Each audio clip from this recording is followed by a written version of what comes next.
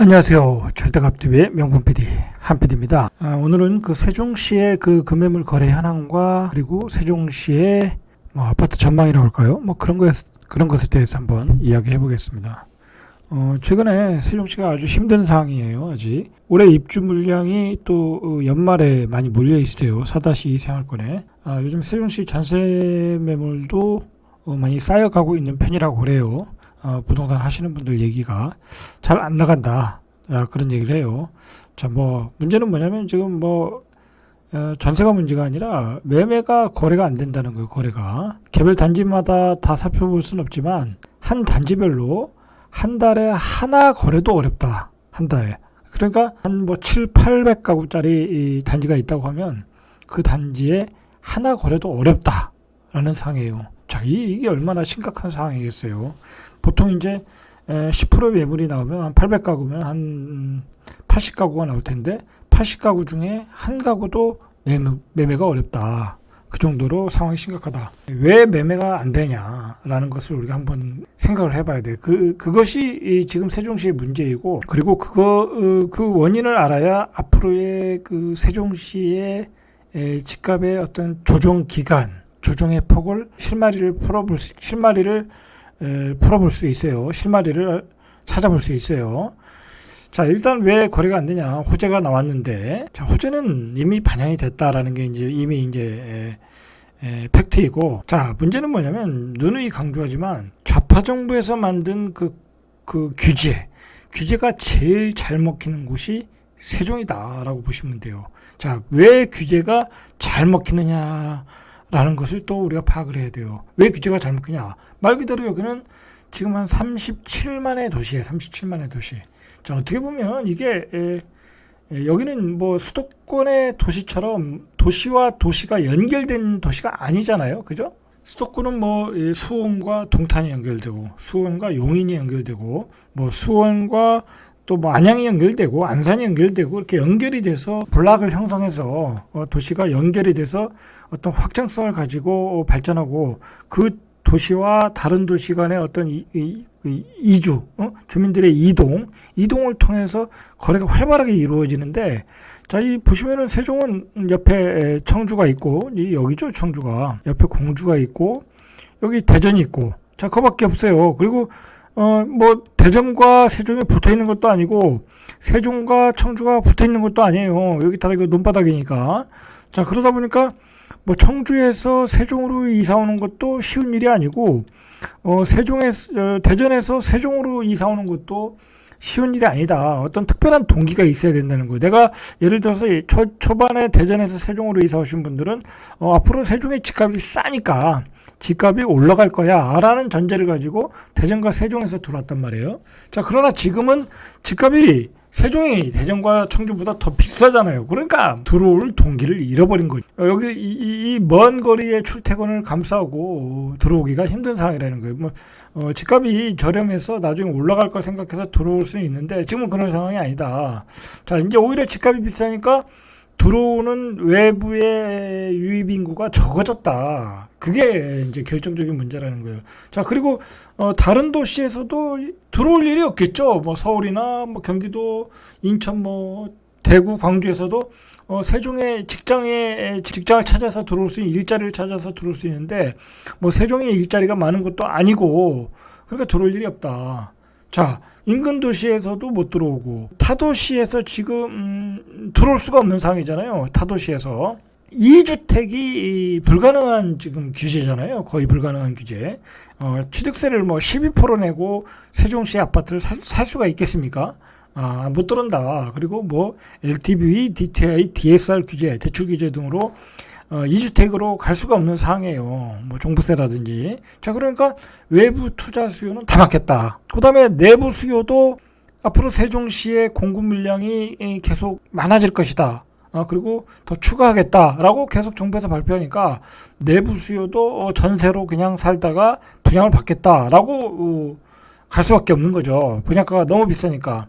분양가와 매매가의 차이가 없다고 하면, 분양가 매매가의 차이가 없다고 하면 당연히 구축을 사겠지만, 지금 분양가는 매매가의 한 60%밖에 안 되거든요. 그러니까 기다릴 수밖에 없다라는 거. 그리고 살 여력도 없고 그 세종시에 전세 사시는 분들의 어떤 여력을 볼 때는 왜냐하면 전세가가 매매가에 거의 뭐 50%도 안 되잖아요. 그죠? 50%도 안 돼요. 한 40%?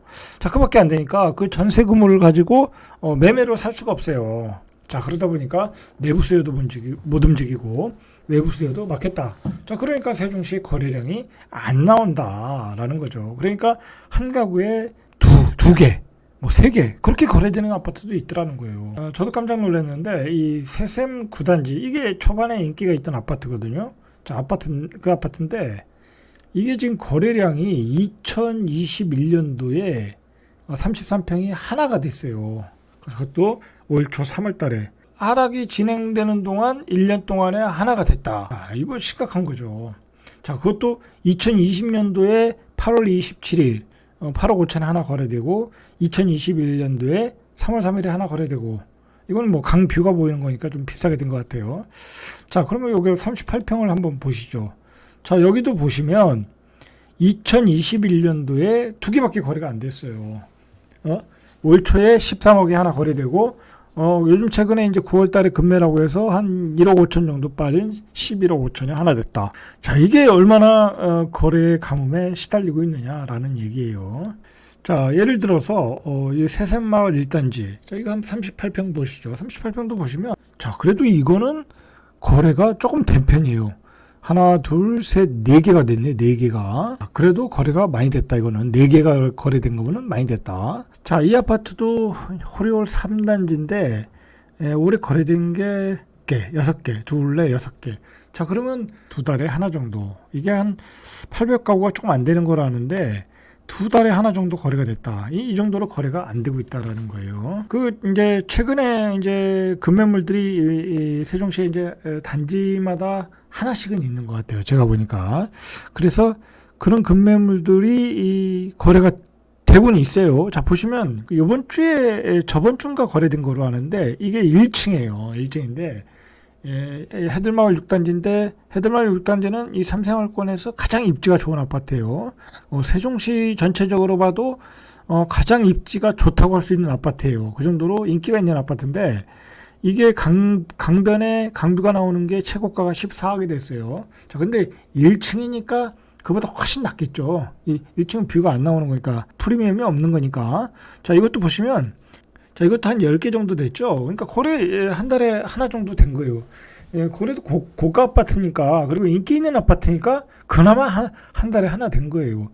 자, 이것도 보시면, 이 중간동이 한 12억 한 4천, 5천. 자, 그리고 BRT동이 예전에 11억대에서 거래됐는데, 이 BRT동이 10억의 급매로 거래가 된 거죠. 그러니까 한 1억 빠진 거에 거래됐고, 여기 1층은 9억 2천에 됐어요. 그러니까 여기 고층이 14억이니까 5억 정도 싸게 거래됐네요. 자, 그러나 1층이고 뷰가 안 나오니까 그 고층 뷰하고는 비교할 수가 없는 거죠. 자, 그 정도로 이제 이 정도의 가격에 급매가 거래가 되고 있고 뭐랄까요?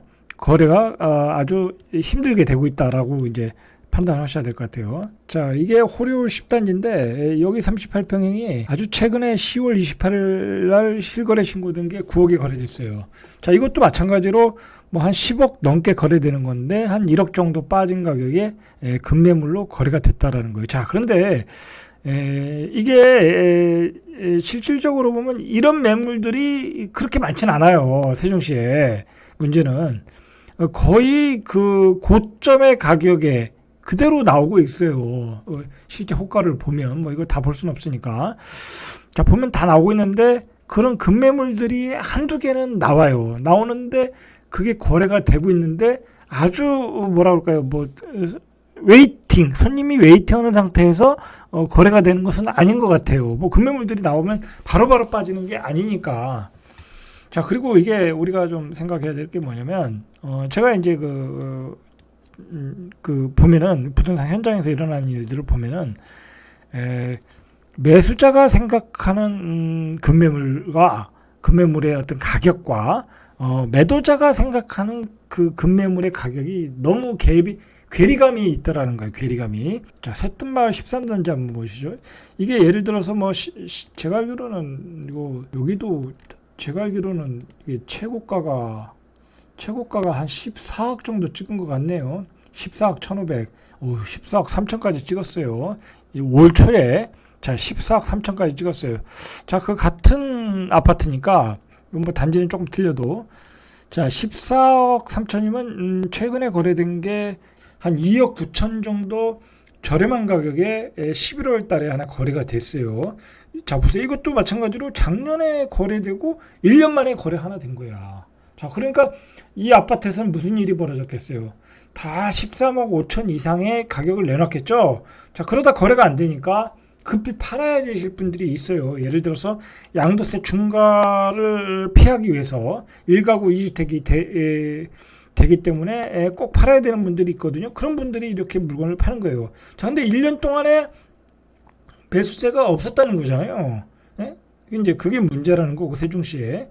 자, 이 가격에 거래가 됐는데, 자, 우리가 이게 생각을 해봐야 돼요. 이게 왜 급매물들이 조금 싸다 싶어서 내놨는데 왜 거래들이 안 나오냐면, 예를 들어서 12억 5천, 13억 5천의 어떤 그 고점 형성대의 가격이 있는데, 급매물이라고 내놓는 사람들은 13억에 내놓는 거야. 예? 고점 기준에서 가격을 빼는 거야. 그건 급매물이 아니라고 판단하는 거예요. 왜냐면 이 아파트가 예를 들어서 지금 2020년도만 해도 뭐 9억에서 시작했던 거잖아요.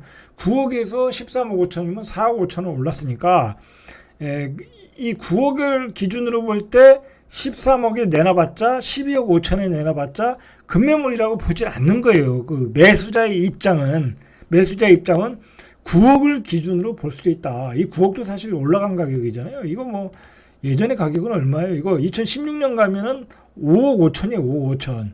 예? 5억에 5억 하던 게 13억 5천이 된 거잖아요. 자, 이제 그렇게 기준으로 보면 너무 많이 올랐다. 거기서 5천 빼면 급매물이 아니다라고 판단해서 그런 매물들이 거래가 안 되는 거예요. 그러니까 거래가 1년 동안에 갭을 이루는 거예요. 이게. 자, 이것도 여기도 새뜸마을 11단지도 마찬가지예요. 이게 올 초에 13억 3천 거래가 잘 됐잖아요. 자, 39평형이. 자, 5월 달에 조금 빼서 13억 8천에 거래가 됐어요. 로얄층이고. 자, 근데 그 뒤로 거래가 안 되잖아요. 안 된다는 건 뭐예요? 예를 들어서 이거 뭐 이 가격에 나오면 당연히 거래가 안 될 거고, 이 가격에서 5천, 7천, 8천 빼도 거래가 안 된다. 자, 왜 그러냐면 역시 2020년으로 가면 9억대였다. 9억대. 8억대까지 가고 9억대였던 가격이 14억이 됐는데 이걸 13억 8천에 내놓으면 거래가 되겠냐? 안 된다. 그게 이제 매수자의 기준이에요. 매수자의 기준. 매도자들은 여기서 고점에서 한 3천 빼고 5천 빼고 자, 그러면 거래가 돼야 되는 거 아니냐? 그렇게 생각을 해야 되는데 그걸 기준으로 보면 안 된다는 거야. 안 된다. 자, 그러니까 이 세종시에서의 급매물이 지금이 거래되는 상황을 냉정하게 파악하려면 1년 동안의 그 단지들의 거래량을 봐야 돼요. 이게 이 단지만 그런 게 아니라 대부분의 단지가 그래요. 1년 동안에 거래가 안 된 단지도 있고, 거래가 돼도 두 달에 하나 거래되는 것도 많이 된다. 지금 뭐 매수자가 씨가 마른 상태다라고 보시면 될 것 같아요. 지금, 그러다 보니까 매도자들은 고점 가격에서 조금 낮춰서 내고, 매수자들은 너무 비싸다고 생각을 하고, 밑에서부터 올라온 가격을. 그래서 과감하게 가격을 낮추지 않는 한 거래가 되지 않는다라고 보셔야 돼요. 왜 거래가 되지 않느냐? 처음에도 말했듯이 외부에서 들어오는 수요는 없고, 자, 외부에서 들어오는 수요는 간단해요. 이 세종시에 일자리를 찾아서 들어오시는 분들이야. 근데 세종시에 공무원 공공기관 빼고 무슨 일자리가 있어요? 없다. 세종시에는.